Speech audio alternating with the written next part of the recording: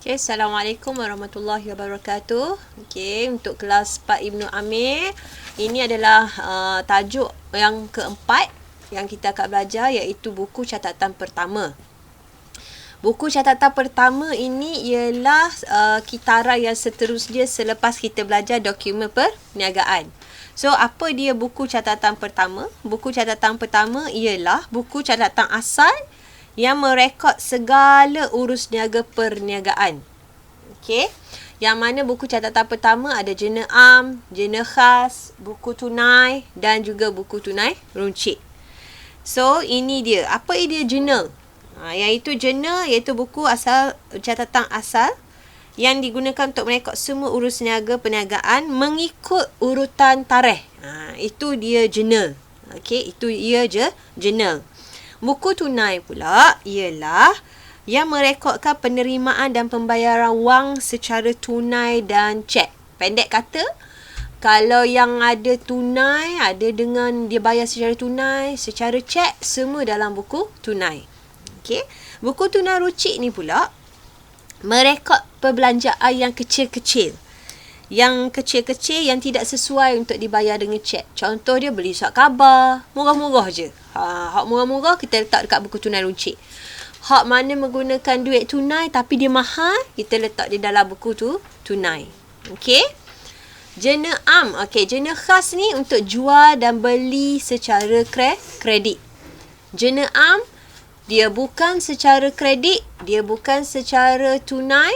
Ini dia apa yang perlu kita rekod dalam jurnal am. Hari ni kita tengok jurnal am. Jurnal am yang merekod catatan pembukaan. Yang kedua, dia merekod belian dan jualan aset bukan semasa secara kredit. Kita jual kenderaan kita secara hutang. Kita rekod dia dalam jurnal am. Okey, sebab dia tidak melibatkan tunai. Dia tidak melibatkan cek, so kita terus ke jurnal am.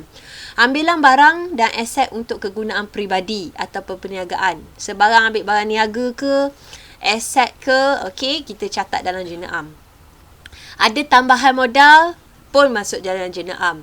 Bil yang belum jelaskan, diskaun diberi dibatalkan, pelarasan, catatan penutupan, pembetulan kesilapan, rekod pembubaran. Semua ini dalam jurnal am. Okey, kena ingat ke ni teacher? Ya, sebab dia akan keluar dalam soalan objektif.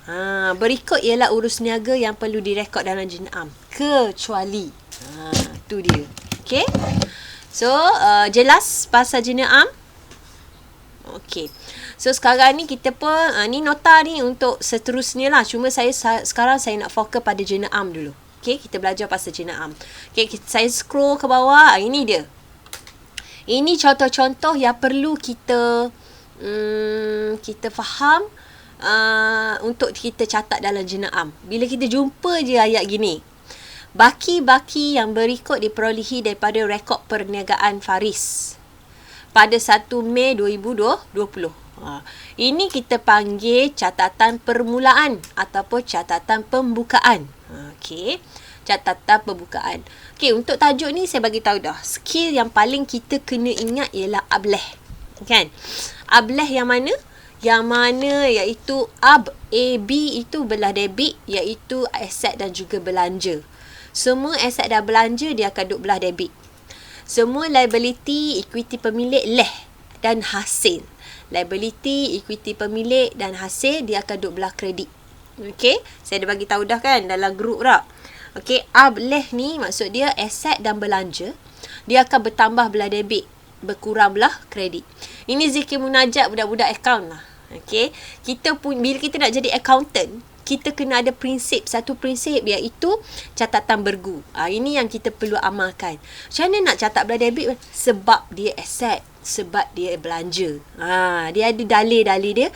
Bermula dari ni lah, daripada ableh ni. Kita kena faham, aset dan belanja dia sama-sama duduk belah debit.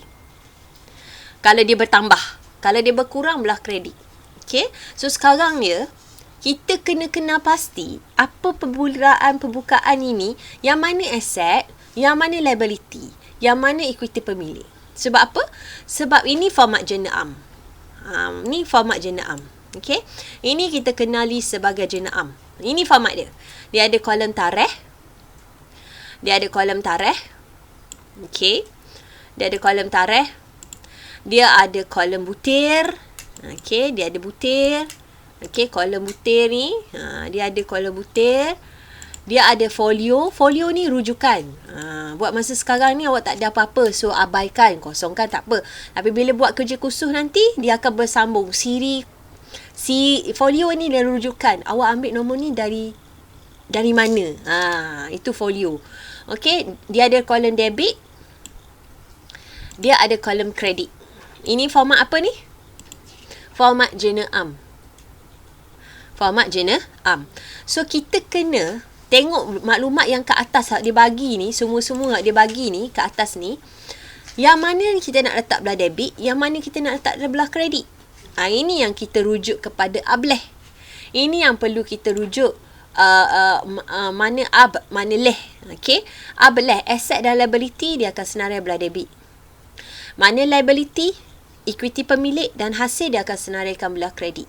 So, kerja kita yang pertama, apabila dia bagi maklumat ini kita panggil apa? Catatan pembukaan. Dia nak berniaga, mesti ada benda-benda ni. Mana ada orang berniaga tak ada duit langsung? Betul tak? Dia mesti ada duit. So, ini apabila apabila soalan mula dengan baki-baki. Dengar ayat saya. Apabila soalan bermula dengan baki-baki, maksudnya dia dah lama beroperasi. Perniagaan ni dah lama beroperasi sebab dia dah ada duit baki. Okey. Kalaulah perniagaan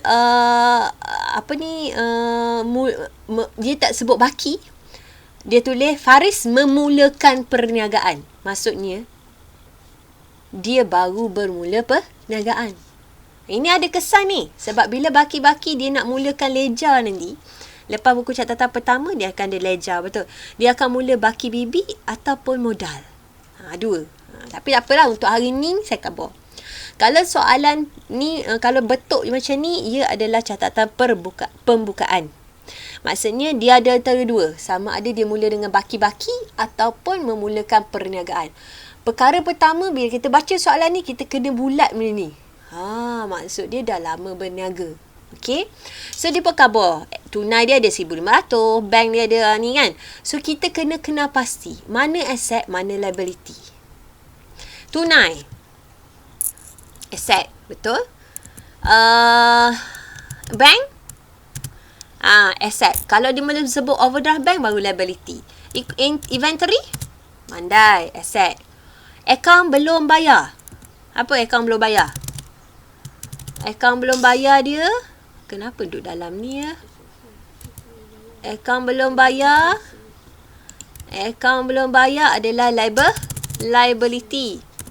Okay, liability. Akaun belum terima. Asset. Okay. Asset. Pinjaman bank. Ya, betul. Liability. Kenderaan. Asset. Okay. Premise. Asset. Ada dua skill. Ada satu skill saya ajar dia tengok, dia scan sini, dia nak kenal pasti liability, dia kurung. Ada dua skill saya boleh ajar. Okey, mana-mana liability dia akan kurung. Maksud dia apa? Yang dia kurung itu adalah liability. Maksudnya ini akan dicatat belah kredit. Ada dua lah cara. Sama ada awak nak ikut yang AL ni. AL ni pun boleh. Sama ada awak nak guna kurung pun boleh. Okay.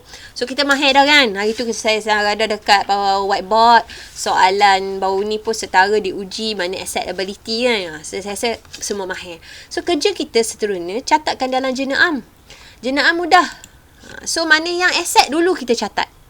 Mana yang asset? Liability kita catat kemudian. Okay. So, yang pertama kita akan catat tunai. Debit sebanyak. Mana ya? Okay. Tunai sebanyak 1,500. Next. Bank. Okay. Bank. Kita catat berapa? Kita catat Berapa ya? Allahu Akbar. Catat 25,000. Lagi? Next. Inventory. Itu kerja kita lah ni. Untuk catatan apa ini? Catatan jurnal. Okay. Sebanyak 10,600. Okay, next. Apa lagi A kita? Akaun belum terima.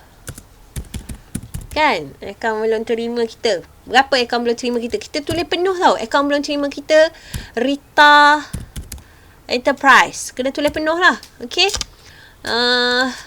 Berapa Rita? 5,500. Next. Apa lagi? Kenderaan. Kenderaan. Okay. Kenderaan. Berapa kenderaan kita? 30,000. Okay, next. Aset kita lagi iaitu premise. Premise kita 85,000. Okay. So, next. Barulah pergi kepada liability. L kita. Biasanya kita liability dia tulis ke dalam sikit. Dalam sikit. Gitu. Dia tulis dalam sikit. L kita yang pertama ialah akaun belum bayar. Siapa akaun belum bayar kita? Putra. Kita kena tulis lah nama penuh dia. Okay, kena tulis nama penuh dia.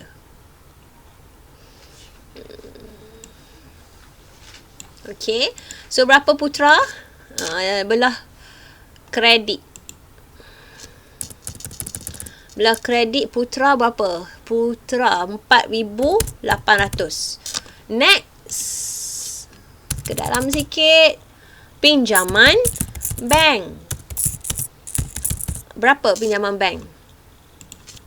Pinjaman bank kita 12,000. Nampak?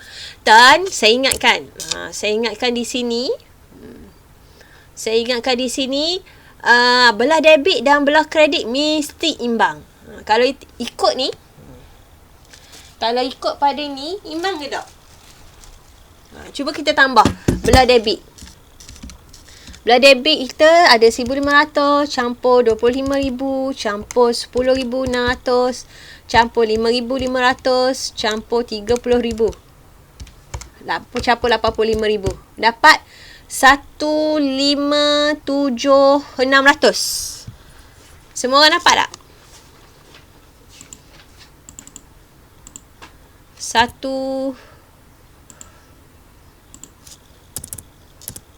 157,600. Belah ni pun, belah kredit pun mesti imbang. Dia mesti dapat nilai yang sama, iaitu 157,600. Tapi sebelah ni tak cukup pun. Tolak 4,800, tolak 12,000. So, kita tak cukup sebanyak 140,800. Apakah nama ini? Ia adalah modal. Ia adalah modal. Perasan tak? Dalam maklumat tambahan yang ke atas ni, tidak diberi langsung modal. Mana mungkin perniagaan tidak ada modal. Jadi, kalau ada soalan gini, kita yang mesti buat. Kita yang mesti cari modal dia. Modal dia. Tak? Mana ada perniagaan modal tak ada? Mesti tanda soal. Berapa modal dia? So, macam mana nak dapat modal? Asset tolak liability. Boleh? 800. Okey. So, inilah cara nak catat. Apa nama tadi? Pembukaan. Catatan pembukaan. Dan jurnal am. Ingat satu lagi. Jurnal am dia mesti ada cerita. Cerita dia selepas semua catatan ni, dia mesti ada cerita. Cerita dia berbalik kepada baki tadi tu. Bila baki, maksud dia mencatat baki, asset, liability dan equity pemilik pada tarikh ini. Cerita ni ada semakah khas. Ni wajib. Okey. Kalau dia memulakan perniagaan, mencatat apa dia? Mencatat ataupun bukan mencatat dah. Memulakan perniagaan pada tarikh ini. Kalau ayat ni, Faris memulakan perniagaan, katakanlah ya. So, cerita ialah memulakan perniagaan pada tarikh ini. Hak ni sebab dia mula dengan baki-baki, so catatannya adalah mencatat baki aset, liability dan equity pemilik pada tarikh ini. Okey, itu saja untuk catatan permulaan.